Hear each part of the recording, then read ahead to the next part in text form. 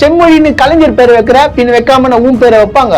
உன் பேரை வைப்பாங்களா? கேட்டு நாய என்ன நான் கேட்கிறேன், உனக்கும் தமிழுக்கும் என்ன சம்பந்தம்? நீ மலையாள தாண்டா, உன் பேர் என்ன சைமன் செபாஸ்டின் தானே நீ?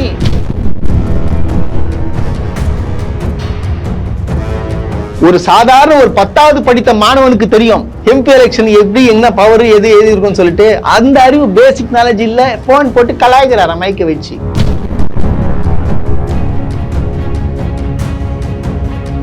வெளியே போங்க, உங்களை முடியலையா? ஆட்சி ரிசைன் பண்ணி வெளியே போங்க, போங்க போங்க போங்க. என்னங்க எங்க போனோம்?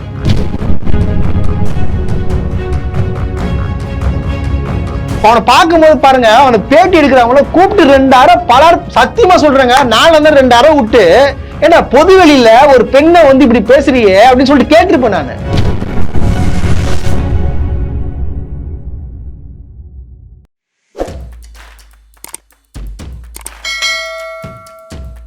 ரோஸ் பிரஸ் நேயர்களுக்கு அன்பு வணக்கம். நிகழ்ச்சிக்குள்ள போறதுக்கு முன்னாடி லைக், ஷேர், சப்ஸ்கிரைப் பண்ணுங்க. வாங்க நிகழ்ச்சிக்குள்ள போலாம்.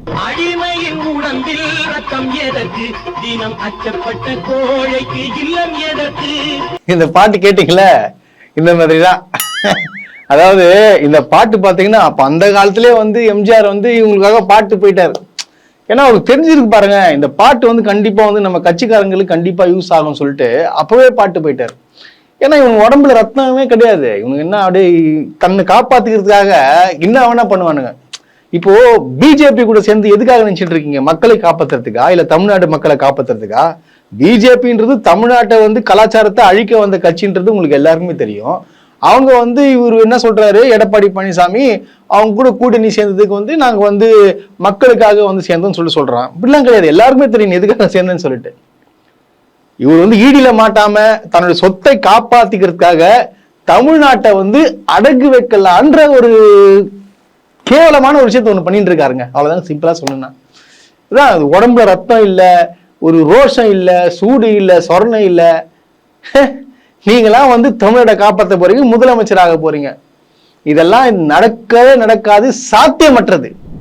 இன்னைக்கு காலையில ஒரு 10 நிமிஷத்துக்கு முன்னாடி பாத்தீங்கன்னா ஒரு துயர சம்பவம் நடந்திருக்குங்க. அது எங்கன்னா கடலூர் மாவட்டத்தில் நடந்திருக்கு.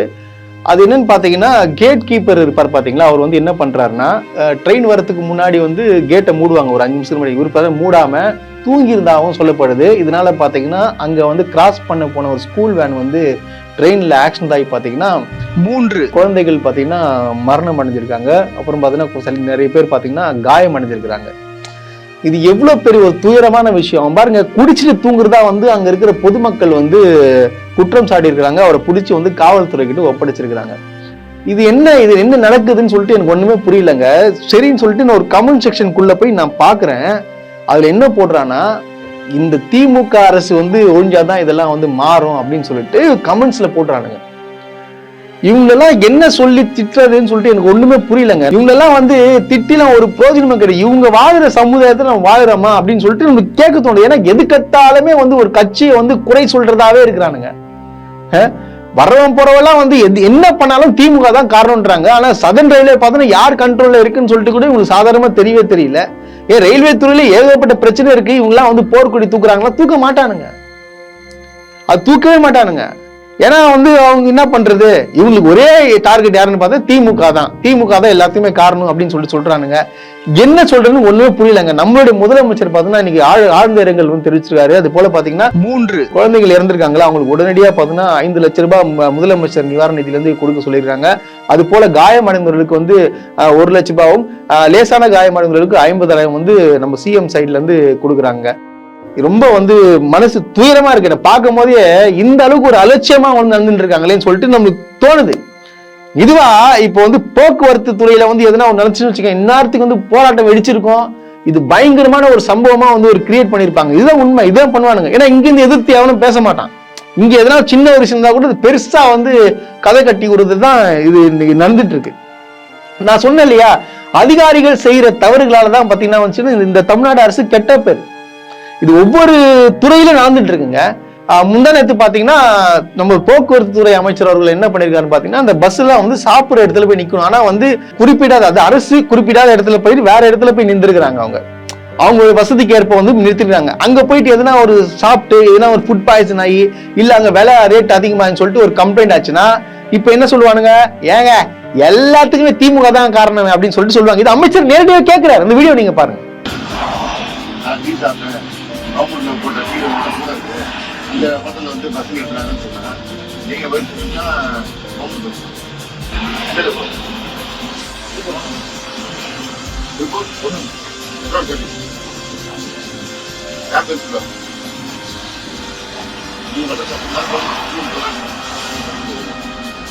இதுதான் பிரச்சனை. உங்களுக்கும் பிரச்சனை. நீங்க அவங்க செஞ்சு நீங்க முடிவு நடவடிக்கை எடுக்கிறது பப்ளிக்ல பிரச்சனை வந்தா நாளைக்கு கவர்மெண்ட்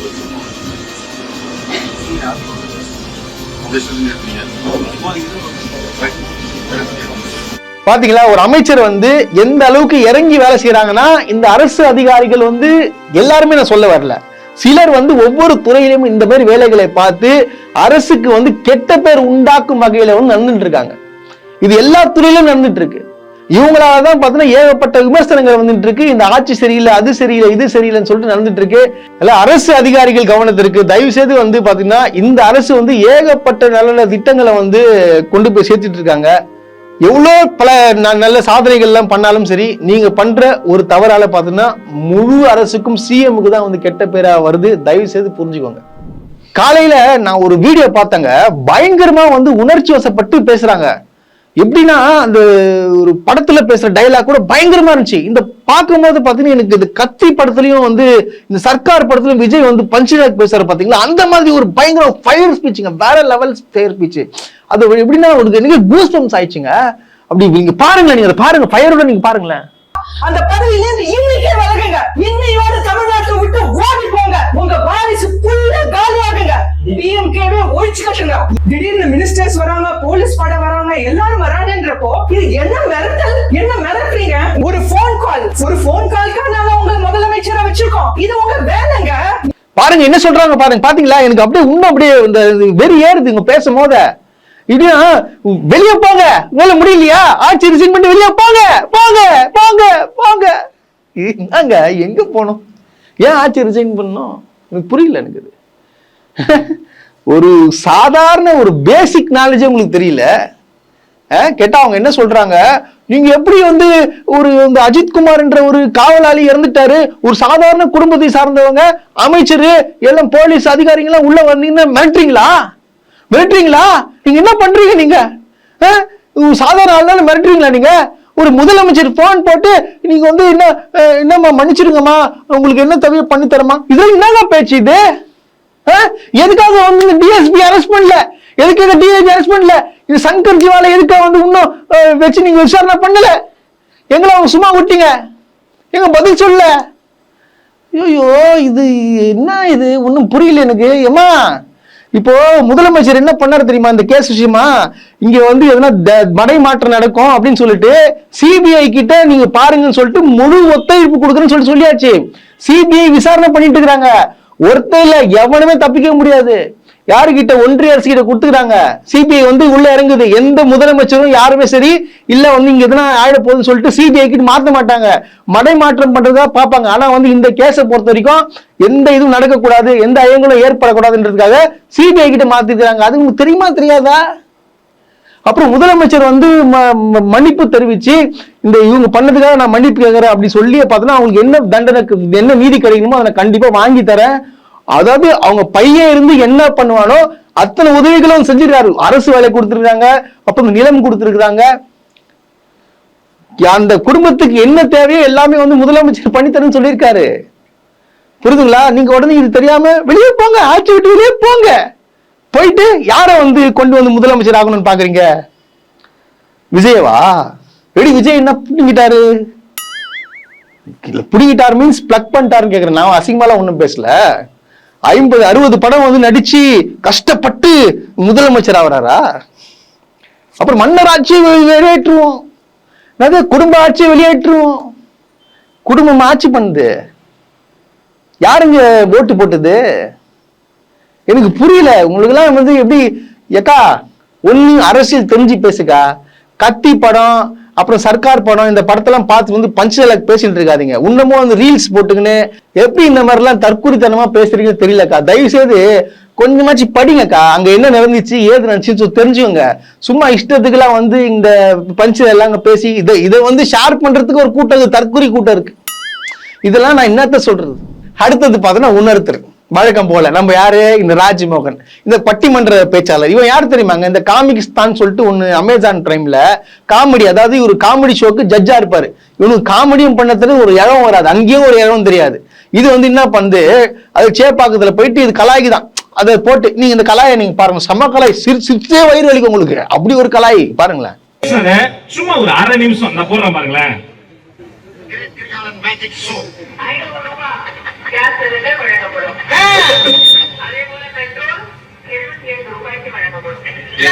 அதே போல டீசல் 65 விவசாய கடன் ரத்து செய்யப்படும்.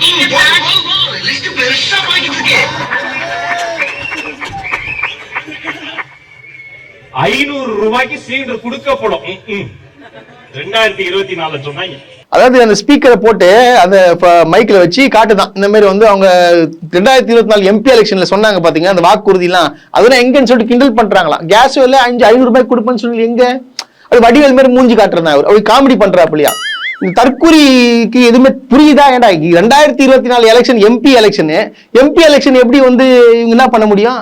அவங்க என்ன சொன்னாங்க தெளிவா, இந்தியா கூட்டணி வெற்றி பெற்றால் இது அனைத்தும் நிறைவேறும் சொல்லி உங்ககிட்ட ஓட்டு கேட்டாங்க. இங்க தமிழ்நாட்டில் இருக்கிற எம்பிங்க மட்டும் ஜெயிச்சா வந்து உங்களுக்கு எல்லாரும் ஓட்டு கேட்கல. உங்களுக்கு ஃபர்ஸ்ட் MP தேர்தல்லாம் என்னன்னு தெரியுமா?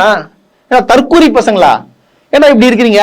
இது ML எலெக்ஷன். அது அங்க மேல வந்து யார் ஆட்சி அமைக்கிறாங்களோ அவங்க தானே எல்லாத்தையும் மாத்துவாங்க.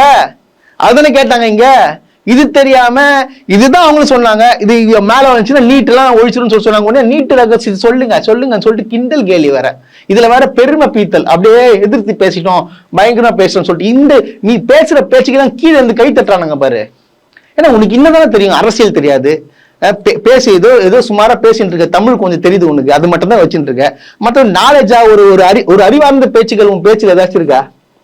ஒரு சாதாரண ஒரு 10வது படித்த மாணவனுக்கு தெரியும் MP எலெக்ஷன் எப்படி, என்ன பவர், எது இருக்குன்னு சொல்லிட்டு. அந்த அறிவு பேசிக் நாலேஜ் இல்ல, போன் போட்டு கலாய்க்கிறார மைக்க வச்சு. இந்த கிழட்டு நாயை பத்தி பேசக்கூடாதுன்னு தாங்க நினைக்கிறேன். ஆனா வந்து பேச வைக்கிறானுங்க. இந்த கிழட்டு நாய் கட்சியிலேயே இன்னொரு கிழமை, அவனுக்குலாம் வந்து இன்னும் மரியாதை கொடுக்கணும். அதுக்கு மேலாம் அவன் என்ன பேசுறான்னு பாத்தீங்கன்னா, அதாவது பார்க்கும் போதே வந்து நம்மளுக்கு கோவம் அதிகமா கொப்பளிக்குதுங்க. இப்போ எல்லாரும் என்ன கேக்குறீங்க, என்ன நீங்க வந்து ரொம்ப கோவப்பட்டுலாம் பேசாதீங்க அப்படின்னு சொல்றீங்க.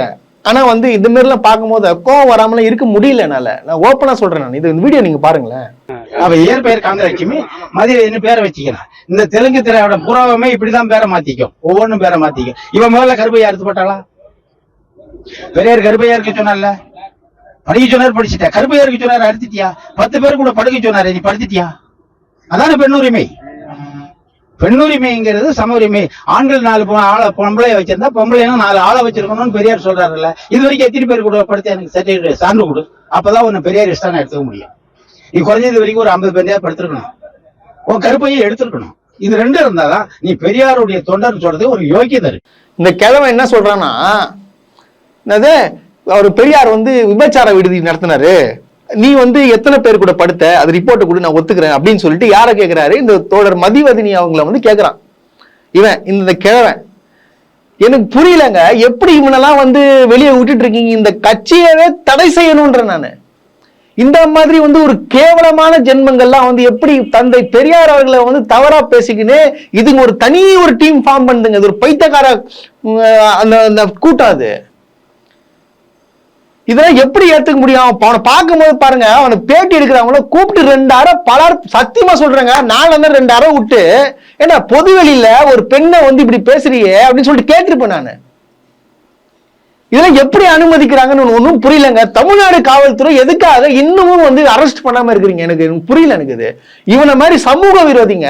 இவன் தான் வந்து தமிழ்நாட்டோட நிம்மதியை சீர்குலைக்கு வந்தவர்கள் இவங்க எல்லாம். இந்த நாம் தமிழர் கட்சியை சார்ந்தவர்கள் எல்லாருமே பைத்தியம் பிடிச்சவனுங்க. இப்ப நீங்க எதனா ஒண்ணு சொன்னா கூட அவனுக்கு ஏத்துக்க மாட்டானுங்க. அவங்க ஒரு தனி உலகத்துல வாழ்ந்துட்டு இருக்கானுங்க. அந்த பைத்தியம் பூச்ச அது ஒரு கூட்டங்க. அது என்ன கூட்டம்னே தெரியல. அது இவங்கெல்லாம் வந்து வித்தியாசமான படிப்பு. இவங்க சோறு வந்து இப்ப வாய் வழியா சாப்பிடுவாங்களா, இது வேற எந்த வழி சாப்பிடுவாங்கன்னு எனக்கு தெரியல. ஏன்னா இந்த மாதிரிதான் இருப்பானுங்க. அவங்க அப்பா அம்மாலாம் வந்து இதுக்கு எப்படி பெத்தாங்க, எப்படி இதுங்கெல்லாம் வந்து கருவறையே அழிச்சிருக்கணுன்ற நானு. மோசமான ஒரு கருத்து பகிரக்கூடிய ஒரே கட்சி எதுன்னு பார்த்தா நாம் தமிழர் தான். அதுக்கப்புறம் பார்த்தா ஆம்ஸ்ட்ராங் அவருடைய வந்து முதலாம் நினைவு அஞ்சலியில போயிட்டு இவர் வந்து பேசுறாரு இஷ்டத்துக்கு. செம்மொழின்னு கலைஞர் பேரை வைக்கிற, பின் வைக்காம நான் ஊன் பேரை வைப்பாங்க? ஊன் பேரை வைப்பாங்களா? கேட்டு நாய, உனக்கும் தமிழுக்கும் என்ன சம்பந்தம்? கருணாநிதி அவர்களை தமிழ் கடவுள், தமிழ் கடவுள் என்று சொல்லும் போதும் தலையாட்டி கொண்டிருக்குது. இது மாதிரி ஒரு கேவலம் 5 முறை எங்களை ஆண்டவர், அதனால் அவர்தான் எங்களுக்கு ஆண்டவர் என்று சொன்னதை சகித்துக் கொண்டிருக்கிற மானங்கட்ட கூட்டமா மாறிக்கொண்டிருக்குது. கலைஞர் கிட்ட போயிட்டு பேனாவை எடுத்துக்கிட்டு அவரு தான் பெரிய தமிழ் அறிஞர் கலைஞர் அப்படின்னு சொல்லிட்டு நீ பேசின பேச்சுனா பார்த்திருக்கே இல்லையா நீ மேடையில? ஏன்னா நான் கேட்கிறேன், உனக்கும் தமிழுக்கும் என்ன சம்பந்தம்? நீ மலையாள தாண்டா, உன் பேர் என்ன சைமன் செபாஸ்டின் தானே? நீ என்ன தமிழ் சமூகம் தமிழ் சமூகம் தமிழ் சமூகன்ற? நீ பிரபாகரன் நீ முன்னாடி பார்த்திருக்கியா? நீ பார்த்ததே இல்லைன்னு சொல்லிட்டு நீ யாருன்னு சொல்லிட்டு புல் கதையை வந்து சொல்லியாச்சு. நீ எல்லாம் வந்து பேசிட்டு இருக்க, உட்காந்து பேசிட்டு இருக்க, உன்னை வந்து ஒரு பேட்டி வர எடுத்துட்டு இருக்கானுங்க. எனக்கு ஒன்னே ஒண்ணு சொல்ற, இந்த நாம் தமிழர் கட்சி வந்து தடை செய்யப்பட வேண்டிய கட்சி. ஏன்னா உங்களெல்லாம் வந்து மூல செலவு செஞ்சிருவானுங்க. வரலாறையே மாத்தக்கூடிய கைவர்கள் இவங்கெல்லாம் வந்து தமிழ்நாட்டுல ஊடுறவே கூடாது. எனக்கு தெரிஞ்சு இந்த 2026 எலெக்ஷனுக்கு அப்புறம் பாத்தீங்கன்னா நாம் தமிழர் இந்த கட்சி இருந்துச்சா இல்லையான்னு சொல்லிட்டு இருக்கவே இருக்காது. நான் ஓப்பன் சேலஞ்ச் சொல்றேன், ஒரு காலத்து நாம் தமிழர் ஒரு கட்சி இருந்துச்சுடா, இந்த மாதிரி தான் வந்து வரக்கூடிய வந்து இளைஞர்கள்லாம் வந்து பேசுவாங்க, இளைய தலைமுறைகள்லாம் பேச போறாங்க. இது நடக்கும், நடந்தே தீரும். காவல்துறை உடனடியாக இந்த யாருன்னு சொல்லிட்டு பார்த்து உடனடியாக அவனை கைது செஞ்சே ஆகணும்.